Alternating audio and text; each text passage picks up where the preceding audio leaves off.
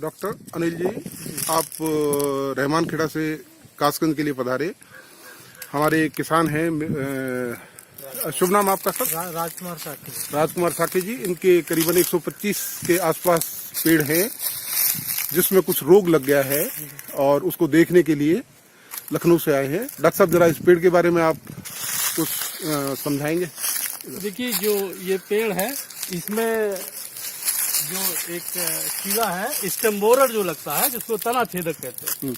तो ये पेड़ जो है जो जिस हालत में है, ये तना छेदक के ही कारण है। ये कीड़ा क्या करता है कि अगर आप ये छाल के हटाएंगे, इस तरह से हटाएंगे, तो आपको इसमें छेद दिखाई देंगे। तो इसकी सूढ़ी जो है दिन में जो है वो अंदर ही घुसी रहती है, और जैसे रात में जो कीड़ा है सूढ़ी है छेद से बाहर निकलता है और जो है इसको छाल के को खाता है, और अंदर भी नीचे से ऊपर तक खाता है। और ये इसके लक्षण ये है कि आपको जहाँ जहाँ छाल फटी दिखाई देगी और जहाँ से बुरादा निकल रहा है, तो आप ये समझ सकते हैं कि इसमें स्टेम बोरर या तना छेदक कीट जो है का प्रकोप है। और ये बहुत ही खतरनाक कीट है। अगर इसका समय से नियंत्रण न किया जाए तो पूरा पेड़ जो है, जिस पर आप देख रहे हैं, पूरा पेड़ जो है ये समाप्त हो सकता है।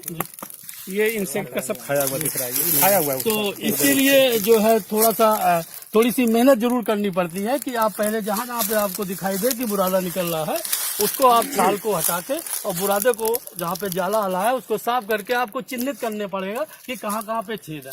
छेद को थोड़ा सा चौड़ा करके अगर आप साइकिल, डॉक्टर साहब, ये जो बुरादे का अगर पता भी लग जाता है किसान को, तो किसान किस प्रकार उसका जो है उपचार करे? जी, मैं वही बता रहा हूँ कि उपचार का मतलब कि पहले आपको ये देखना पड़ेगा कि छेद तने में कहाँ कहाँ बनाए गए हैं। छेद को आप थोड़ा सा चौड़ा करके साफ कर लीजिए। अगर आप देखेंगे कोई साइकिल की किले किसी लकड़ी से अगर आप कोशिश करेंगे तो वो सूढ़ी बाहर भी निकल आती है। अगर सूढ़ी बाहर निकल आती है तो उसको आप नष्ट कर सकते हैं किसी भी तरीके से। और बाकी अंदर जो सूढ़ियाँ हैं तो उसमें एक दवा आती है डाइक्लोरोबास का, जो 1 ml 1 लीटर के हिसाब से आप घोल बना के, और बेहतर ये होगा कि आप इंजेक्शन से उसके खेत के अंदर उस दवाई को आप भर दें और खेत को गीली मिट्टी से बंद कर दें। जितनी भी अंदर सूढ़ी होगी, डाइक्लोरोबास में गैस फॉर्मेशन भी होती है, तो उस गैस से सारी सूढ़ियाँ मर जाती है। डॉक्टर साहब, ये अक्सर कहा गया है कि ये जो कीड़ा लगता है, ये कीड़ा अक्सर नीचे की बजाय ऊपर की तरफ जाता है। ऊपर को तो ऊपर अगर मान लो जैसे ये पेड़ है, हमने इसको ले रखा है, इसके अंदर पहले थी तो हम किसान लोगों ने इसको काट दिया, और काटने के बाद भी ये दूसरा जो है तना इसका ये भी चला गया ऊपर तक। आप दिखाइएगा ऊपर तक दिखाइएगा, ये पेड़ जो है जो हमने पूरा सूख गया। आपको बताया, अगर सूढ़ी ऊपर भी होगी, ऊपर को जा रही होगी, या और भी सूढ़ियाँ होगी, जो दवा है उसमें गैस बनती है, वो गैस ऊपर तक भी जाती है, और ऊपर भी जो सूढ़ी है वो भी नष्ट हो जाती है। बतलते कि आपको कायदे से उसको एयर टाइट करना पड़ेगा कि उसकी गैस अंदर ही रहे। चीका मिट्टी या गीली मिट्टी से उसको बंद करके, और उसको जैसे पहले गांव देहात के अंदर कुठियों को लेप दिया जाता था, उसी तरीके से, जिससे कि हवा उसके अंदर न घुसे और गैस उसके अंदर ऊपर नीचे जहाँ भी उसमें छेद दिए उसमें घुस के उसको खत्म कर दे। बिल्कुल। डॉक्टर साहब, इसके साथ साथ दूसरी एक समस्या और थी, जो ये तना है या पेड़ जो है ये बुरादा देता है, या तो उस कीड़े के कारण है, या जैसे हम गांव देहात के अंदर कहते हैं साहब इसमें भिनका लग गया। तो भिनका जो है वो उसमें भी छोटे कीड़े होते हैं, जैसे दीमक होती है, उसी तरीके का भिनका होता है। तो इसका जो देसी इलाज है, हम लोग तो ये करते हैं कि भाई मिट्टी के तेल के अंदर जो है ना कपड़े धोने का सर्फ मिलाकर, कोई भी वॉशिंग पाउडर मिलाकर, और इसको पेंट कर देते हैं ब्रश से। तो उससे क्या होता है कि वो दीमक की तरह वो कीड़ा भी खत्म हो जाता है। इसका अगर कोई वैज्ञानिक तरीका है तो ये जो आप भिनगा या जो आप अपनी भाषा में कह रहे हैं, ये कहाँ आप देखते हैं कीड़ों को? छाल के नीचे देखते, ऊपर देखते? ये सब कीड़ा दिखाई नहीं देता, लेकिन ये हाँ कहा जाता है कि अगर अंदर जो आप बता रहे हो वैसे स्टेम बोरर ही होता है, जो बुरादा निकलता है स्टेम बोरर या तना छेदक के कारण ही होता है। अगर कोई कीड़ा इस तरह का दिखता है तो जो अंदर दिखता है तो डाइक्लोरोबास जो हमने आपको दवा बताई है वो उस कीड़े को भी इफेक्ट करेगा, उसको भी मारेगा। अच्छा, एक शिकायत ये रहती है जो गोंद है, जैसे ये चटक रहा है पेड़ और गोंद इसके अंदर से निकल रही है, ये देखिए कॉपर डिफिशियंसी है, कॉपर की कमी है पौधों में, और इसके लिए आप जो है कॉपर सल्फेट, जिसको तूतिया कहते हैं, आप इसको 250 ग्राम, अगर 10 साल से ऊपर पेड़ है तो आप 250 ग्राम कॉपर सल्फेट, 250 ग्राम बोरेक्स और 250 ग्राम जिंक सल्फेट, इसको आप अक्टूबर के महीने में आप दीजिए थाला बना के, और 1 मीटर 1.5 मीटर छोड़ के एक रिंग बना लीजिए, और उसमें आप इसको दीजिए। अगर नमी नहीं हो तो हल्की आप सिंचाई भी कर सकते हैं, और नहीं देना है, के पास में नहीं देना। तने के आसपास का और अगर बेहतर ये होगा कि अगर आप एक छिड़काव या दो छिड़काव कॉपर ऑक्सीक्लोराइड के भी कर दे तो कॉपर डिफिशियंसी और ये ब्रह्मोसिस जिसको बोलते हैं इसकी कमी आपके कॉपर की कमी दूर हो जाएगी। ये समस्या आपको नहीं आएगी। साथ साथ एक काम और है, ये बहुत पुराने आपके पेड़ हैं, इसमें माइक्रोन्यूट्रिएंट जो सूक्ष्म तत्व हैं उनकी आवश्यकता इसमें होगी। आप मिट्टी की जांच करा लें और जो आपको संस्कृत किया जाए, जिस मात्रा में जो संस्कृत की जाएगी सूक्ष्म तत्व की, उसका भी इस्तेमाल करना है आपको, क्योंकि ये जो छाल फटने की समस्या है और जो गोंद निकलने की समस्या और ज़्यादातर ये तत्वों की कमी से होता है। जैसे आपको बताया गया कापर सल्फेट है और बोरेक्स है, इसका इस्तेमाल करना है। ये समस्याएं इसी वजह से होती हैं, सूक्ष्म तत्वों की कमी की वजह से बहुत सी समस्याएं पैदा होती हैं।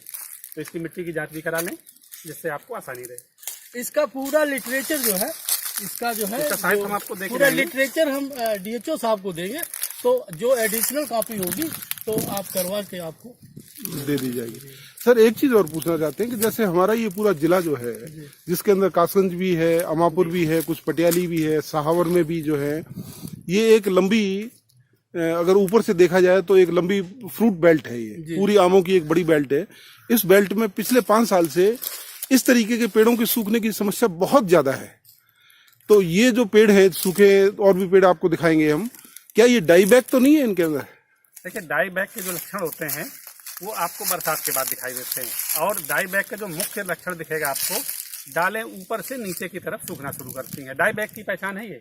डाई बैक में पौधा कभी नीचे से ऊपर की तरफ नहीं सूखेगा, ऊपर से नीचे की तरफ डालें सूखती हैं। और जो पतली, सबसे ऊपर की डाल सबसे पहले सूखेगी, पतली डालें सूखती है, फिर धीरे धीरे नीचे आता है वो। रामनिवास जी, आपके साथ भी ऐसा ही हुआ पेड़ों के साथ, या नीचे सूखे? मेरे साथ भी ऐसा ही हुआ है। बिल्कुल यहाँ पे एरिया में यही बड़ी प्रॉब्लम आ रही नहीं, है। पेड़ आपके ऊपर से सूखे या नीचे से सूखे? ऊपर से भी सूख रहे हैं, नीचे से भी सूख रहे हैं। डाई बैक जो बीमारी है उसमें उसका मुख्य लक्षण यही है कि ऊपर से नीचे, ठीक है, ऊपर से नीचे तरफ सूखता है, नीचे से सूखे हैं, ऊपर से नीचे की तरफ डाई बैक बीमारी भी सूखता है। और जो दूसरी बीमारी है, जैसे आप पहले ऊपर से सूखे थे, अब नीचे से और बीच में सूखने की समस्या भी ज्यादा आ रही है। नहीं, जैसा डॉक्टर साहब ने कहा कि भाई अगर डाई बैक होती तो बरसात के तुरंत बाद ये पता लग जाता, लेकिन ये आके फरवरी में जब सूखे हैं तो ये डाई बैक तो नहीं हो सकता।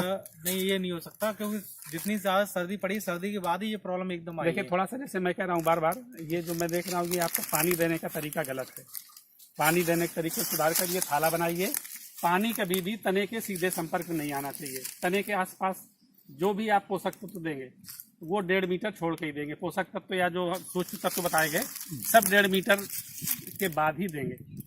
तने के सीधे संपर्क में पानी नहीं आना चाहिए। ये तो रामनिवास जी, आपको मालूम है कि पेड़ जहां तक छाया देता है, उस छाया के बाद 12 बजे दिन में अगर आप आके पेड़ की सही स्थिति को देखेंगे तो जिस जगह तक छाया का आखिरी छोर होगा वहीं वो जड़ें होंगी, लेने वाली जड़ें वहीं तक होंगी जो पोषक तत्व लेती है। आप बोरी की बोरी अगर खेत की, पेड़ की जड़ में लगा देंगे, वो आपको लाभदायी नहीं होगी, वो आप अपने पैसे को नुकसान करेगा, मिट्टी में डाल रहे हैं। इसलिए ये ध्यान रखें। और पानी भी अगर आपको देना है तो आप पानी पैरों में डालने से क्या फायदा, पानी तो मुंह में देने से फायदा है ना। जो भी आप बता रहे हैं उसी तरह। हाँ, ये मेन इसका है कि आप जो है, जैसे अभी ये समय है, अब आप देख लीजिए इसकी छाया कहाँ तक जा रही है, तो इसकी कहाँ है जड़ें? जड़ें वहां है और वहां पानी है नहीं इसके पास। आप ये भी तो देखो ना, वहां पानी नहीं है आपका। यहाँ जिस जगह आप खड़े हो पेड़ के पास में, यहाँ आप कितना भी पानी डाल दीजिए उसका कोई उपयोग नहीं होगा। अब आपकी और कोई समस्या हो तो आप बताइए, क्योंकि लखनऊ से जो डॉक्टर साहब आए हैं इनका हम आभार व्यक्त करते हैं। और अभी एक और पौधे की बात दूसरे किसान कह रहे हैं, उनकी भी जरा सुन ली जाए, क्योंकि आज यहाँ पर बहुत से किसान इकट्ठे हुए हैं जिनके साथ ये समस्या थी। और ये हम सब किसानों का सौभाग्य है कि आज रहमानखेड़ा से हम लोगों के बीच में डॉक्टर्स आए हुए हैं। साथ में ही हमारे जिले के उद्यान अधिकारी भी इतनी कड़ी धूप के अंदर यहाँ किसानों की सहायता करने के लिए आए हैं। उन सब का हम आभार व्यक्त करते हैं। धन्यवाद।